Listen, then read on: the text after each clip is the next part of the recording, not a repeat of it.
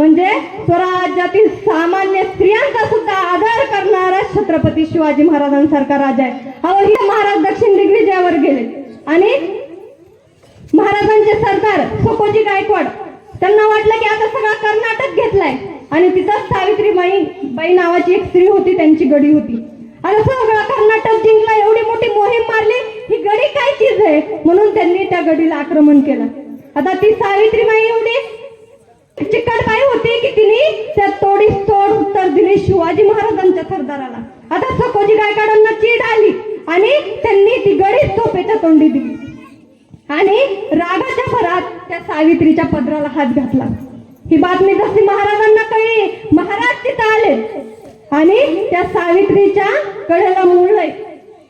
आता तिला वाटतं महाराज मला शिक्षा देतील, पण माझ्या या चिमुकल्याचा काय दोष, म्हणून ती महाराजांना म्हणती, राजे राजे मला माफ करा, माझं चुकलं, मला जी शिक्षा द्यायची तर द्या, पण माझ्या या लेकराला काही करू नका। तसं महाराज त्या लेकराला मांडीवर घेतायत आणि म्हणतात, ताई अगं मी तर या लेकराचा मामा, आणि मामा कधी आपल्या भाषाला त्रास देत असतो का?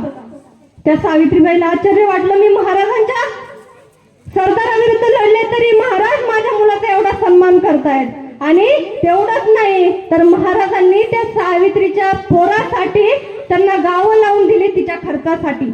आणि ज्या सकोजी गायकवाड महाराजांचे सक्के मेवणे ज्यांनी सावित्रीच्या पदराला हात घातला होता, त्यांची डोळे काढली आणि त्यांना मरेपर्यंत अंधार कोठडीत डांबून ठेवलं। हा